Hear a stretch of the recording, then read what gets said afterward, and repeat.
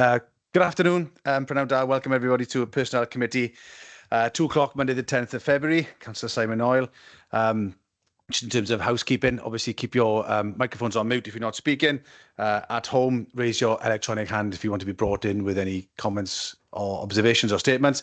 Likewise in the chamber, I've got 3 members here in the chamber with me. Pop your actual hand up and we'll bring you in as and when required.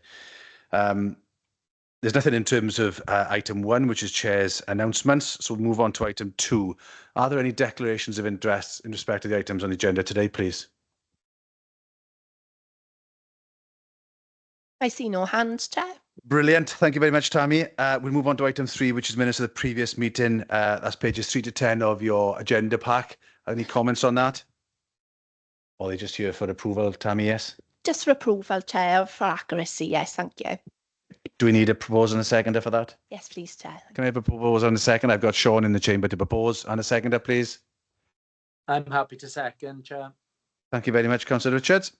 Okay, so we move on to agenda item 4, which is the pay policy statement 2025-2026. It's on pages 11 to 66 of your agenda pack, and Sheena is going to take this for us. Sheena, please. Thanks, Chair. So good afternoon, members. So the annual pay policy statement for the year 2025-2026 is in the papers for your information this afternoon and will be presented to Council on the 19th of February for approval. It's a requirement that the Council produces a pay policy statement on an annual basis for approval prior to publication on its website by the 31st of March. This statement summarises the Council's position in relation to pay and any decisions or developments in relation to pay throughout the year. So happy to take any questions, Chair. Thank you very much, Sheena. Any questions, statements, observations from anybody on that item, please?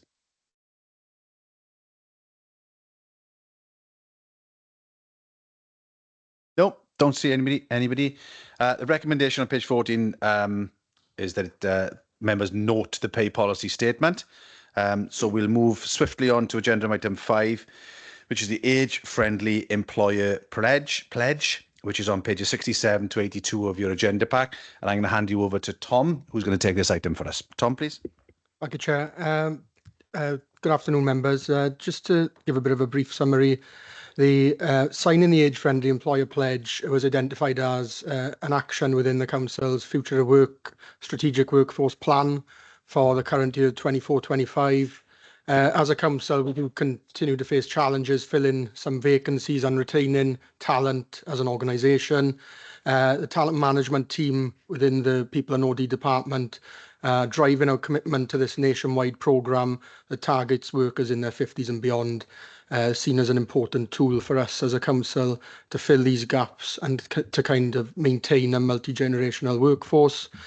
In becoming an age-friendly employer, we will publicly state our commitment to the pledge via our website and communication channels, ensure that age is specifically mentioned in our equality, diversity and inclusion policies, and take appropriate action to improve the recruitment, retention and development of workers that are over 50 in creating higher in with age positivity, be flexible about flexible working, encourage career development at all ages and ensure everyone within the workplace has the health and support they need. So there are further details within the pack that you've received around the specific actions that are being proposed in our commitment to this pledge. So just over to yourselves for any comment or questions in relation to the papers. Thank you very much, Tom. The age-friendly employer pledge action plan is on page 71 onwards in your agenda packs. Are there any questions for Tom on that, please? We've got one indication from the chamber, Councillor Sean Percy. Sean, please. Thank you. Thanks, Tom, for introducing that. Yeah, obviously, if you look at the workforce information report that we got as well today, it does show that we've got, quite a healthy amount of older workers in terms of the age profile in the council. I think it's welcome from that point of view. I'm curious as to whether we've had specific feedback, particularly from the retention angle of this, from people who've left the workforce in terms of the support that's available. So I'm just wondering if we've had any experience, perhaps, of staff that have expressed to us in the reasons why they've left that maybe this might help. Obviously, people might leave for personal reasons, for health reasons, and career development reasons. It can be tricky, can't it, to cover all of those bases. So I'm just a bit curious there where we've got any specific experience of that. And then just on the action plan proposals, the target dates against the each item, I'd be curious to know what we're hoping to do with those. Thank you. In relation to the first point, I think the important, what we have had some feedback on is maybe the flexibility. I think we're doing a lot to promote our flexibility, flexible working options, and particularly in some of our frontline services, part of our, next year's future of work kind of delivery plan as well is trying to look into kind of improved flexibility, because we've had that kind of feedback from frontline workers.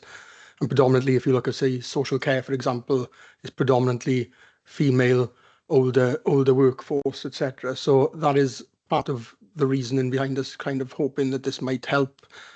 In relation to the dates, they will be, the talent management team, I think once the pledge is kind of signed, we'll be looking then to finalise those. But some of those will take longer than others. But some, I would imagine, especially some of the comms updating information on our website, etc., would be particularly quick. It's just getting the approval for us to do it first, and then we would finalise those dates moving forward. Is that okay, Sean? Do you want to come back? Yeah, no, that's great. I think in terms of the target dates, it'd be interesting for members just when they are, produced, just to have sight of those. Something we can track, isn't it? So it's nice to have a target.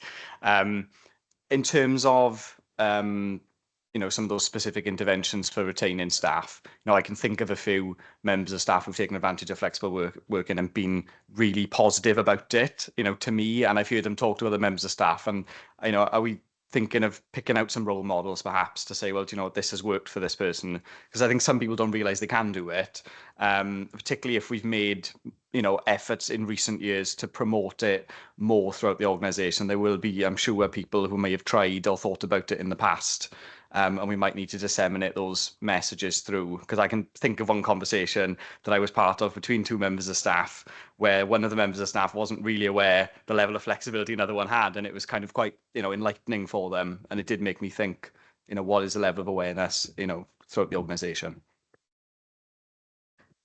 Yeah, thanks, Councillor Percy, and thanks, Tom.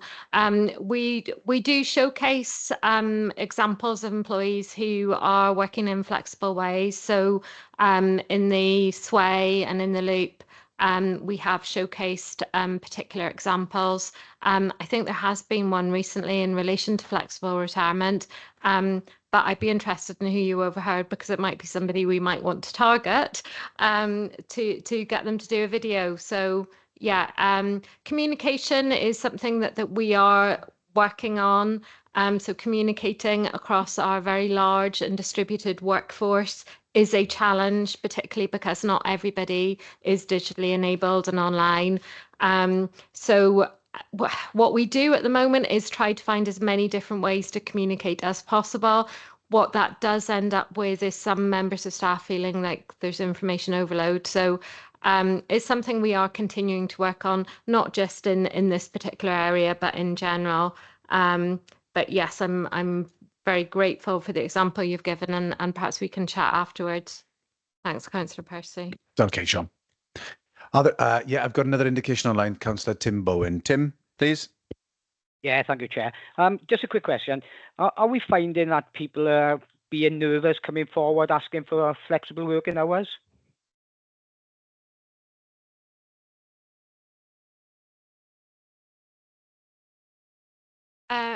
I don't think so, Councillor. We haven't had feedback that people are nervous about asking.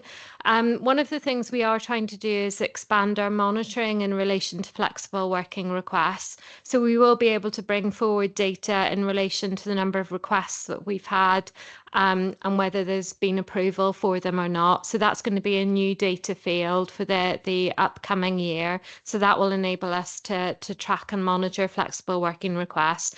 Rather than people feeling nervous, we have had feedback that some people don't think that they can access flexible working, which is a slightly different thing. So it's not so much that they're nervous about it, but it's more that they didn't think it was available for them. So that's one of the reasons that we've tried to highlight that flexible working is something for everybody potentially, and that it's not targeted at any particular groups of staff. But certainly not any feedback around nervousness about applying. Okay, lovely, thanks. Thanks, Sheena. And Tim, I guess if you've got any specific instances of that, you should take it up with you, Sheena, outside of this forum, really. Okay. Any other questions, observations, or comments, please? No, I don't see any. The recommendation on page 70 of our report is that members approve the signing of the age-friendly pledge. So I need to propose on the seconder, please. Sean, happy to propose. Somebody to second, please. Happy to second, Chair. Thank you very much, Councillor Richards. So we move now on to agenda item 6, which is time to change Wales, the employer pledge, and that's on item pages 83 to 96. And Diane is going to take that one for us. Diane, please. Thank you, Chair. This report is our annual update report in relation to what actions we've done in our action plan. We developed the action plan as part of the Time to Change Wales Employer Pledge, which members approved back in 2019 now. So it's an update on the work undertaken to support all of our employees' mental health during 2024. So the action plan is quite comprehensive. It does start with what we actually started doing in 2019 up to what we've done to the end of 2024. And just for members' information as well, when I logged in online today, the organisation Time to Change Wales, which supported us to put this action plan together, it's actually ceasing on the 31st of March 2025 due to a lack of funding. But that won't stop us continuing to add to our action plan and to continue to support our employees should they have mental health issues. So I'm happy to take any questions, Chair, on any of the items in the report. Thanks, Diane. Obviously, mental health and well-being plays an important part in roles of organisations such as ours at the moment. The organisation there that you mentioned that's ceasing to trade as of the 31st of March, you mentioned it won't have an impact on us, but is there anything to be gained or lost specifically out of them not being part of what we're doing with the Time to Change, or? Well, we've been with them since 2019 and they do put on training courses periodically. But they are holding an online event on the 19th of February, which myself and a couple of the team are going to, because it's going to give organisations ideas on things they can do to continue. But we work with a lot of organisations, although Time to Change Wales were the ones that helped us put our action plan together. We work with Mind, we work with Adferiad, we work with lots of men's mental health charities. So we've kind of outgrown just the Time to Change Wales now, because as we make more and more connections with people, we're utilising more and more organisations to support us. But we have got 33 employee champions across the council now. So they are quite good at signposting our employees and speaking to them. So although it's disappointing that the organisation won't be going forward, we have got a lot of networks now that it shouldn't impact on it too significantly, Chair. Okay, thanks, Diane. And I wonder where, a couple of questions following on from that, I suppose. Where would they be obtaining their funding from in order for them to be able to trade in the first instance? And why has that funding perhaps dried up? And perhaps, as you've mentioned there about the other organisations that we engage with, Mind and Men's Shed and others, obviously there's possibly a little bit of duplications. There's other organisations doing similar things that we can engage with to do all of that. And you mentioned about the number of people within our organisation who are champions.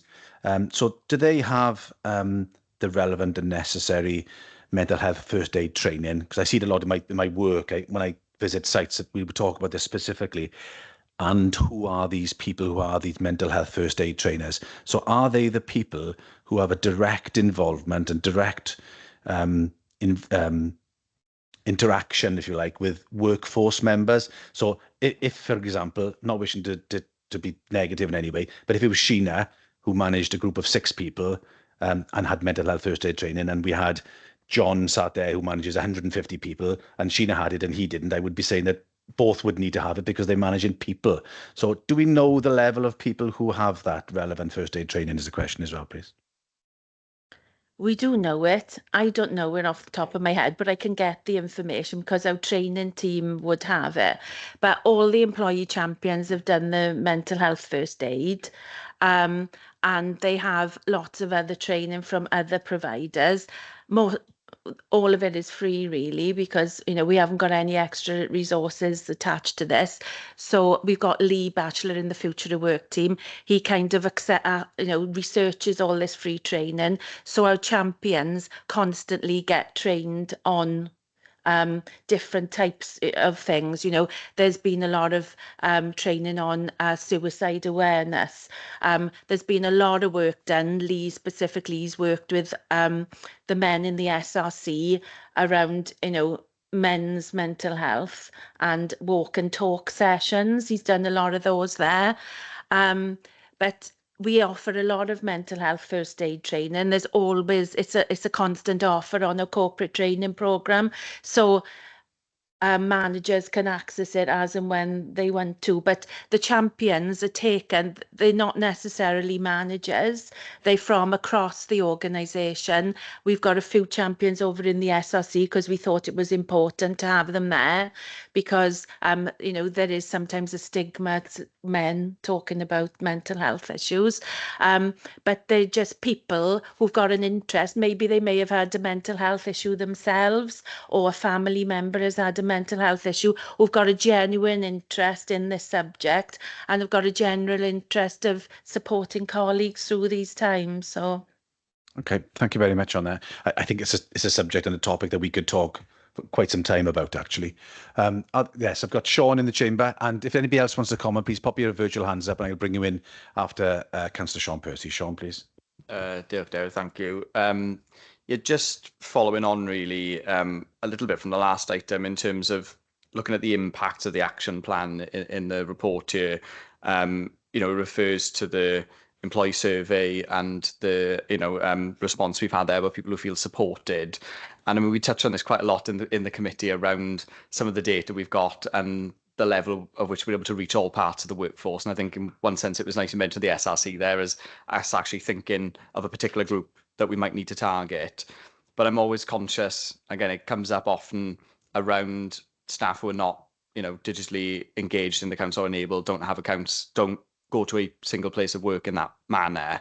And I'm curious whether there's a element of self-selection in the survey that maybe is excluding parts of the workforce that may actually not be responding to some of these interventions, if you catch my drift. So I'm just curious as to how confident we are really that the impact of this are reaching all parts of the workforce, particularly those who might not be logging onto a computer to do their job. yeah, we've got the same concerns exactly. We've got Lee in the Future of Work team, and he makes it his business to go to these areas that are not in the office, because we know the people in the office can read the internet, their managers can read the internet and share the information. There is a list in there of where some of the places that Lee's been round, but no, Lee specifically goes round to these places where there might be issues with communication, so they can't log on and see everything's available. You'll see our employee assistance program is mentioned in the in the report. We've got posters, little wallet cards, and Lee's been round all the schools with those. He's gone round all our buildings, like Tremor and other outside buildings that the staff might not easily have access to see this information. He's gone to Towie Terrace. So that's a big thing for us, because although we do want to support people who have access to the internet and everything, it's more important for us to get these initiatives out for to the people who don't. And we have had actual feedback from somebody in the SRC who actually was at his lowest and accessed the services of an employee champion who told him to speak to his GP, actually helped him access a lot of services. And he actually says, and it's in the strategic workforce plan, that if he hadn't met that champion, he doesn't know where he'd be today. So we do more than we do more for the people outside the offices than we do for the inside the offices for that very point, because they can access it easily, but there's people who can't, so we try and target them more with the resource we've got at the moment. Okay, Sean, you come back. Yeah, I'll just come back briefly. I think that there's a lot of reassuring things in there, actually. I think, I said we discuss it often, don't we? So I think we're all mindful of the problem. It's just, it is a difficult problem to fix, isn't it?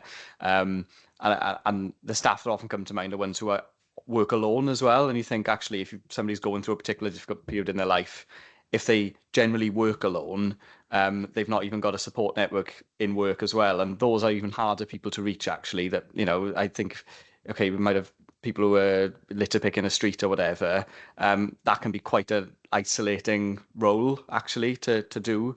So it is quite hard. And I think it'll be interesting when we get the 2025 survey, maybe we have a chat about that, in a future meeting, to work out where the gaps are, the people we're not reaching. So I think just a thought, really, when we're looking at that survey data, it'd be interesting to break down where we've got really low response rates, and perhaps we might be able to pick out pockets to target from that, in terms of getting that feedback. But thank you. That was quite reassuring, actually, on many aspects. Okay, thank you, Sean. Okay, Dan. Yeah. Just to say as well, there is a role for the manager in this as well, because part of a manager's job is to communicate with their staff. So this litter picker working on his own, he does have a supervisor. The supervisor has a supervisor, and there's a manager there. So whilst we do try our best and get around all these buildings, it's important to know that managers do have a responsibility for this as well. Thank you very much, Dan. It's important to add that a little bit. We've also got now then an indication online from Councillor Caroline Lewis. Caroline, please. Hiya, I just wanted to make one point. Having worked for the authority for many years, and I worked in a school, but you'd be surprised, it's not just those out there perhaps doing your manual work.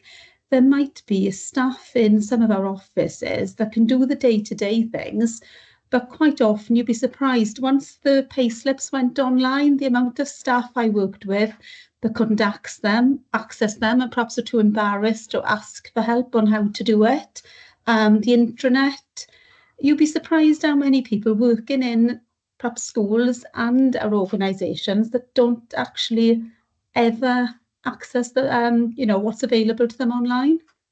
So I think sometimes we need to offer some form of IT support, just as a pretty much standard base, like we do with the Welsh language, when people come into work to access certain services.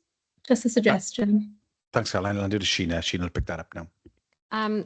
Thanks, Councillor. So as well as mental health champions, we also have digital champions, and they are there for that very purpose. So they benefit from a wide range of training and can support other members of staff as well as people in the community, signposting them to training that's available, but also helping them directly to get online.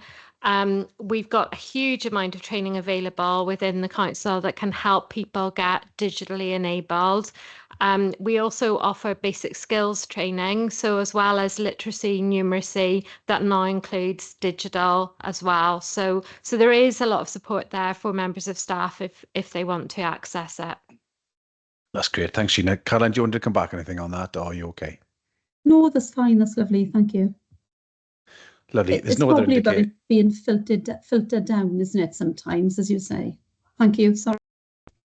Yeah, thank you very much. There are no other indications, and the recommendation on page 87 is that members note the update in relation to the Time to Change Wales action plan and receive a further update in 12 months. Therefore, we move on to agenda item 7, which is the whistleblowing policy, pages 97 to 120 of your reports. I'm going to hand you back to Tom, who's going to take this, please. Tom. Thank you, Chair. Just to give a brief summary again, the review of the whistleblowing policy was undertaken following a request from the Council's Standards Committee, who oversee whistleblowing responsibilities on behalf of the Council.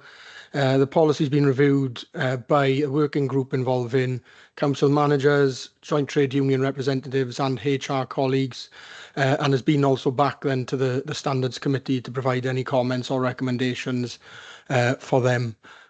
So just to summarise, some of the key changes are that it was one of the things identified was a need for maybe more user-friendly language for people to have a greater understanding of the policy and what is required for them, specifically in relation to making a complaint as an employee, enhance the information around whistleblower protections, and also enhanced information around employee support while they'd be going through any whistleblowing procedure. And yeah, other than that, brief summary is just again over for any comments or questions. Thank you very much, Tom. Any comments or observations from anybody, please?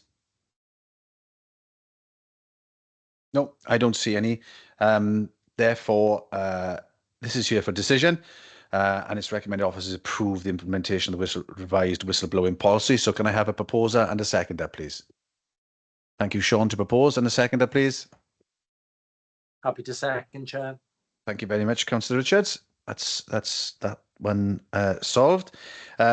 Agenda item 8 then, please, is the Workforce Information Report Quarter 3, which is on pages 121 to 138 of the report. And Sheena is going to take this one for us. Thanks, Chair. So this is the regular Workforce Information Report that's here for your information to give you an overview on the Council's workforce. It is a snapshot in time. Following on from the discussion in relation to Time to Change Wales and the action plan, I wanted to refer you to page 137, which sets out the top 10 reasons for sickness absence over the quarter. And I just thought it's interesting to note that the top 3 reasons for sickness absence all relate to mental health. So we have stress related, we have bereavement, grief reaction, and we have anxiety disorders all in the top 3. In the top 10, we also have work-related stress as well. So this just reinforces the strategy in relation to mental health and the need for us to pay attention to it, and completely justifies the fact that we do have an action plan in place. Obviously, there is a range of data contained within this report, so I'm happy to take any questions on it, Chair. Thank you very much, Sheena. And for those of you who've read the Workforce Information Report, you'll see there's an awful lot of important statistics in there. So we'll go first to Councillor Stephanie Grimshaw, please. Stephanie? Thank you. I think it's really concerning that stress is one of the top reasons for absence and sickness within the workforce. It's really great to hear kind of policies like the mental health support that we've been discussing just before this item, but in terms of what's being done to kind of mitigate this, you know, are we looking further in terms of what's going on in the workplace that's causing this kind of stress? Because this definitely seems to be setting quite a concerning trend. Can I make a suggestion, Stephanie? And this isn't related, this isn't linked solely to yourself. Members online, when you're asking a question, Councillor Caroline Lewis was similar. It's not coming through very clear. I don't know if you've got your headsets. So like Councillor Tim Bowen is a prime example that he's got his on.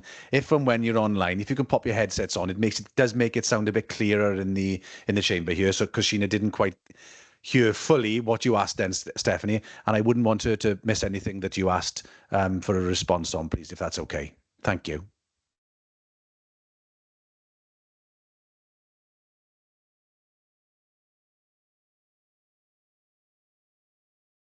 Can you?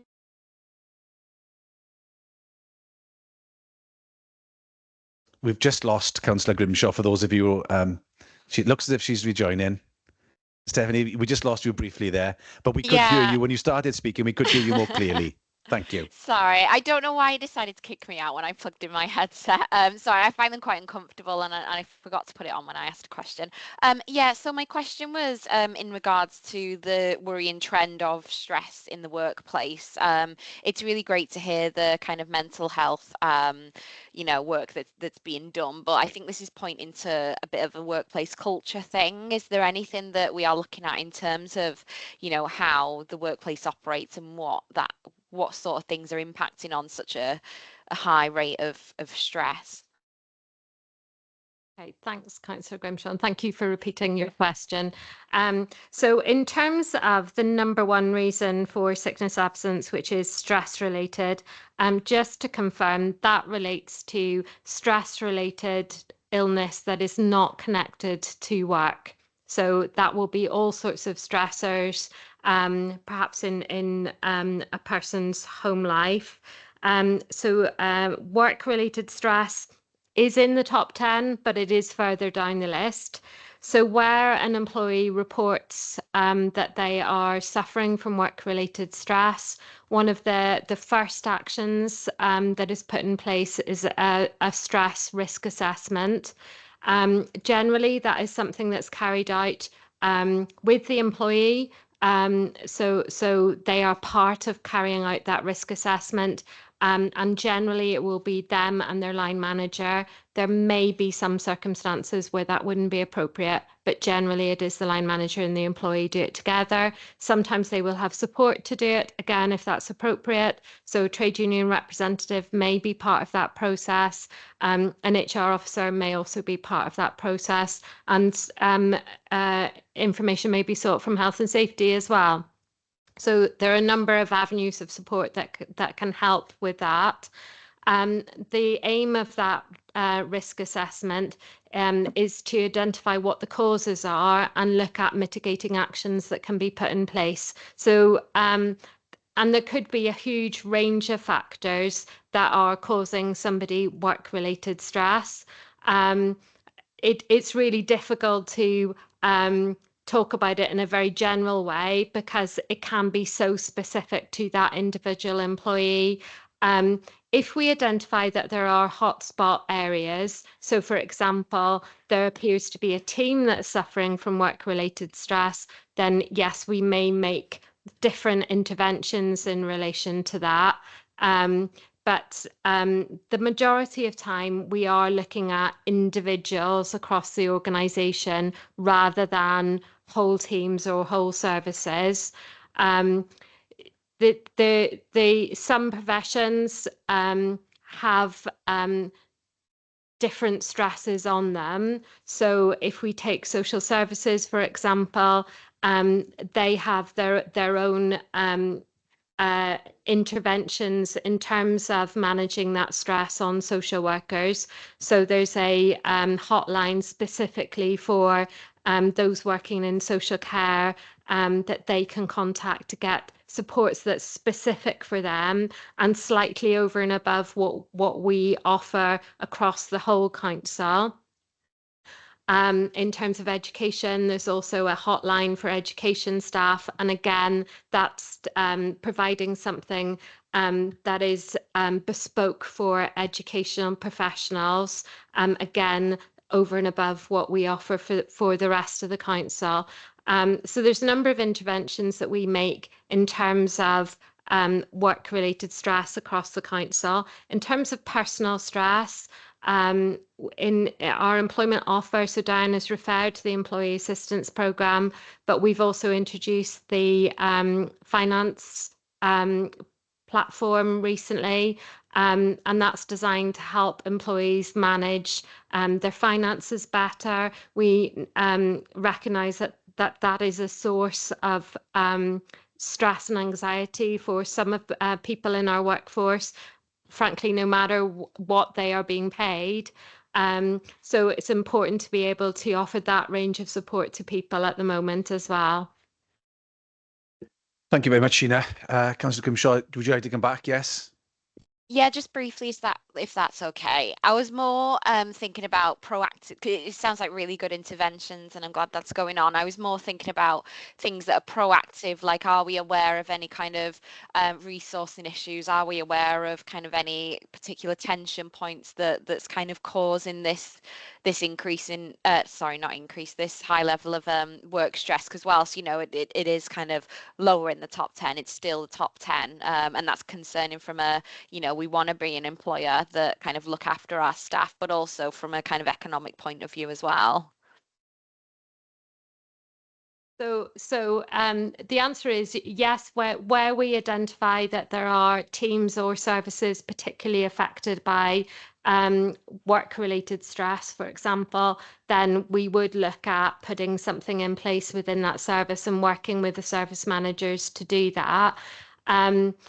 Councillor Percy referred to the employee survey, and the employee. So we've looked at the employee survey at a corporate level, and the data that's included in the Time to Change Wales report is the corporate level data.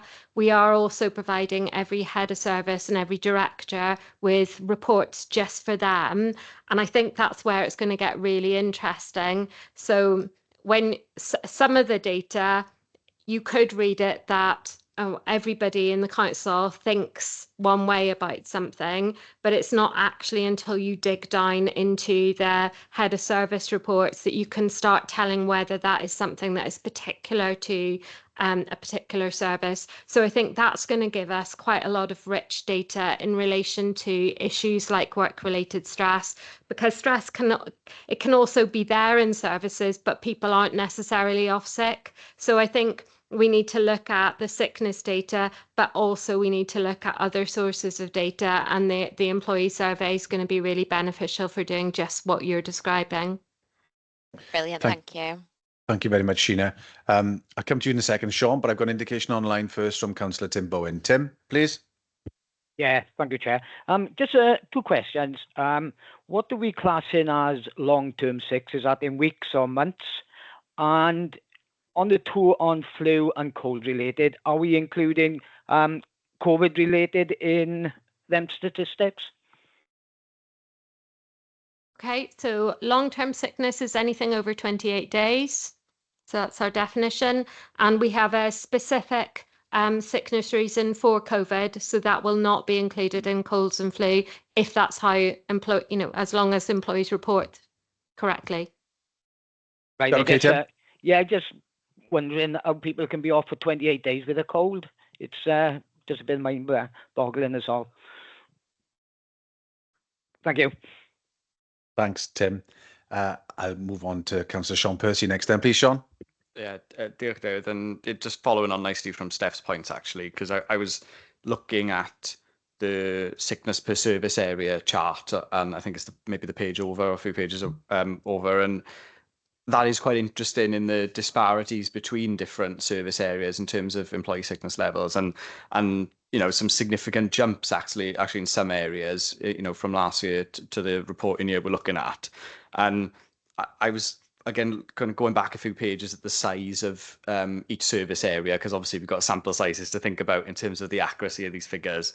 But we do have adult services as risen and is the outlier actually, isn't it, in terms of the average number of sick days.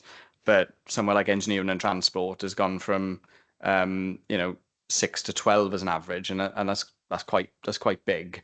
And you've talked quite a bit there with Steph around some of the things you can do if you spot something. What I'm curious of is, do we have a kind of set intervention level to be like, this is a problem, we're gonna do a piece of work here, or are we just kind of relying on making a judgment holistically in every case? I'm just curious if we do have that written down, or rule of thumb really, and when to intervene specifically over and above our normal practice.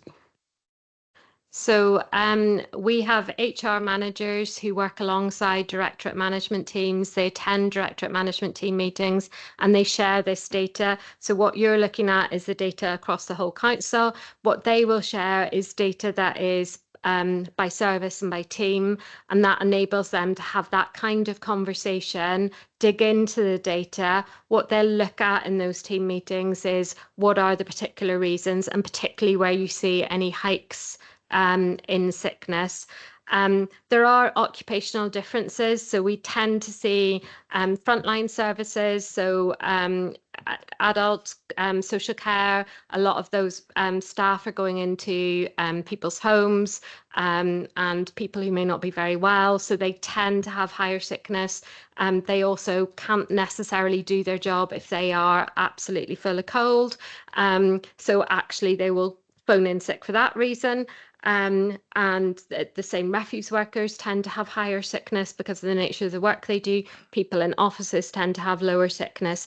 But what you will see with a small team is that it won't take a lot for sickness to leap up.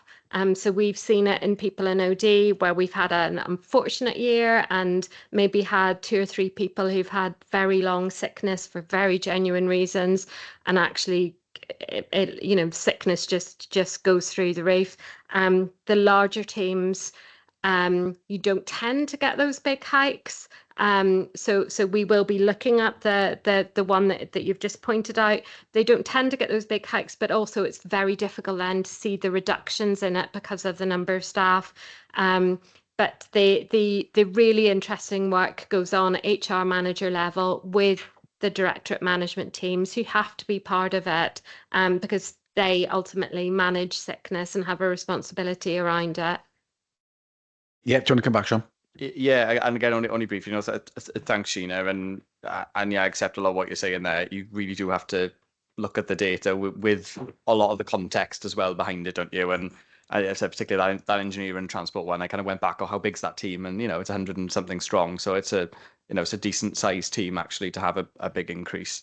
But what I wanted to kind of just track back to was that the idea of maybe sickness being linked to a workplace issue. In that sense, it's often quite a lagging indicator, isn't it? Because stress builds up over time. So that's where that preventative work and that understanding of the early signs of teams under stress and under pressure is really important, because by the time we see the sickness coming through, actually that impact's been there for quite a long time and has reached a point where someone's falling in sick, which is a lot of damage has been done at that point, isn't it? From a staff wellbeing point of view, productivity point of view, retention of staff point of view, it cross-cuts a lot. And I think that's where how we can spot those signs early and intervene is be interesting to understand. I'm sure there'll be some examples where we've done that as well, but just my reflections, I suppose, there, Chair. Diolch. Thank you very much, Sean. Any other indications from anybody, please? No, I can't see any. Not a question from me, but maybe an observation.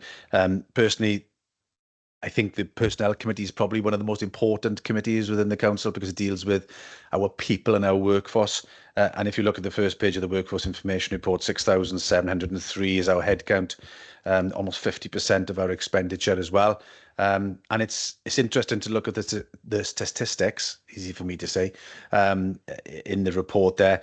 I chaired an internal group last Friday, which is the LGBTQ plus group that gets together, and you can see that 2.3% of our workforce are from those. And I think it's important that we have a diverse workforce, and it's important to understand lots of things from all different kinds of people. 6,703 people is an awful lot of people who will have different needs and different expectations from the council from us as an employer, isn't it? So just going back to the Personnel Committee, I think it's really important, but that was my point, sorry. I went off on a ramble there. But I'll go back to the agenda now then. So agenda item 9 is the gender pay gap, pages 139 to 148. And Diane's going to take this for us, please, Diane. Thanks, Chair. So this is another annual report that we publish every year, but this one is part of our public sector equality duty. You'll see that over the last 8 years, we've made good progress in reducing our gender pay gap.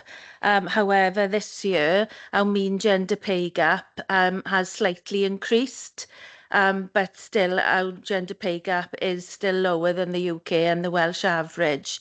So we're just going to continue with the initiatives that we're running to help reduce our gender pay gap and keep the trajectory going down. So I'm happy to take any questions on this report, Chair. Thank you very much. Before I bring in Councillor Grimshaw, just on the last item, I forgot to say that report that was there from Norton for information only on that last item. So I'll bring in Councillor Stephanie Grimshaw now, please, Stephanie. Thank you. Unfortunately, I do tend to ask kind of the same question when it comes to reports like this, and there's kind of yet to been kind of a change where we're seeing kind of in the lower bands, you know, we've got kind of majority women, and then on the upper bands, it starts to reduce. It's still majority women, but it starts to reduce, and then the men go up, which would say to me, the data is saying that when we're comparing kind of promotions or higher grades of men versus women, men are being promoted and going at higher grades at a higher rate than women. Is that correct in understanding? It's on page 146, and I don't seem to see any progress in that sort of things. In this committee, I've asked kind of several times about what we do to kind of encourage women to go for development and to go for higher grades and things like that, and there just doesn't seem to be any any progress, unfortunately. Okay. Yeah. We've got a lot of initiatives to progress women in the workplace, and that report is coming to Personnel Committee on the 10th of March, because we've also got a gender equality action plan, and the update is coming on the 10th of March. I mean, we've had a look at the data as to why our mean gender pay gap has increased this year. And a lot of it is down to the composition of the workforce, as it says in the report. So we provide free school meals to primary children in the area. So we have recruited a lot more kitchen assistants to help with that work. So that could be attributed to the increase of the gender pay gap. And also we've got a lot more men in grade 5 this year, which is our most highly populated grade. So so that's maybe a reason for the gender pay gap increasing, but we've got a lot of initiatives for women. We've got the Meant to Be mentoring scheme. And we're in our second cohort of that, and that's been very popular. We've been trying to do a lot of work around promoting our flexible working opportunities and our hybrid working opportunities, so that women feel that they can progress in the organisation and they don't always have to work full time. And you know, it's important that the majority of our workforce are female. So, you know, we do lots of videos of women who are working part-time and how they've had career progression. We always do things around International Women's Day, and we're putting on some leadership development and professional development for women in the workplace. But it's important to note that a lot of our females in the workplace do choose to be part-time as well. So that attributes for a lot of it. But I do agree with you. Do you know what I mean? We want women to progress in the workplace. Sheena and I are really passionate about it, and we're putting forward all these initiatives. But women have got to partake in them as well, you know. So yeah, there's plenty of room for improvement. Totally agree with that. And we're constantly thinking of initiatives to help women you know, improve their career progression in the workplace should they want to, because we also know as well that not all women want to. So I don't know whether I've answered your question, but I totally agree with you, and we're always thinking of things that we can do to promote women in the workplace. Thank you, Diane. Is that okay? Stephanie, would you like to come back on anything? Just super briefly, I just would be, because this is kind of a consistent, I'm sorry if you can hear my work phone in the background, I'll try and move it away from the mic. Because this is a bit of a consistent issue, I wonder whether as a committee we can particularly look at the kind of, you know, whether it's a kind of promotion challenge, whether it's just women aren't kind of interested and why that is. Maybe I wonder whether we could take up a piece of work on that, because I do find that we seem to kind of be talking around the same thing kind of every year. Yeah, I think looking at Sheena and Dan, I think they will have a think outside of this committee and bring something back to us for the next meeting as to what that could look like, Stephanie, if that's okay. Okay.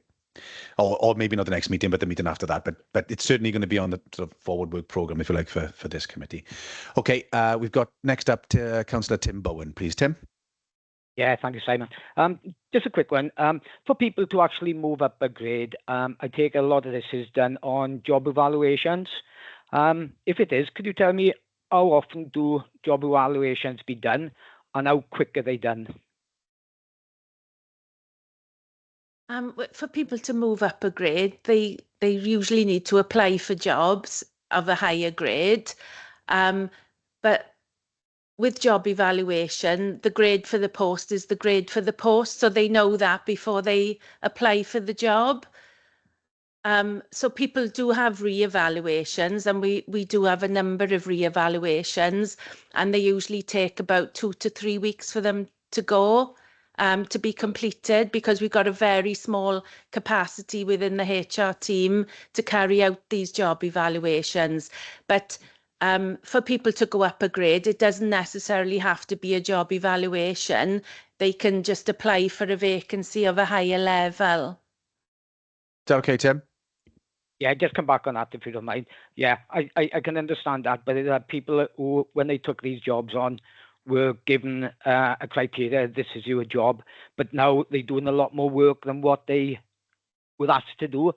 So where are the job evaluations being done on that? We've got a policy around job evaluation, and we've just revamped all our resources around it. So there's a video, there's revised resources, etc. But people should be having conversations like one-to-ones and performance appraisals with their managers annually. So if they feel that the job is over and above what the job description entails, well, it's at that point that they need to speak to their manager about it. So we do have criteria about a re-evaluation. So there has to be a significant and a substantial change to the job to warrant a re-evaluation.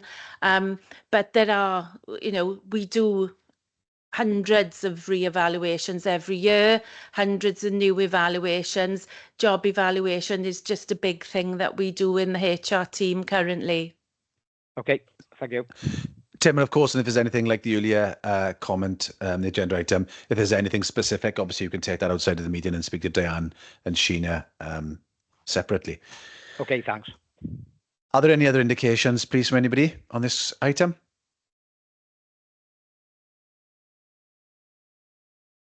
No? Okay. Move on to agenda item 10, which is urgent items, and I don't have any. Therefore, that'll be the end of the meeting. So thank you to Sarah and Tammy from Democratic Services, Diane, Sheena, Nolwenn, who's here alongside me, Tom and Kath for being in attendance with us today. Thank you very much for those online in the chamber as well, and we'll see you at the next meeting. Thanks very much. Goodbye. Thank you. Bye. Thanks.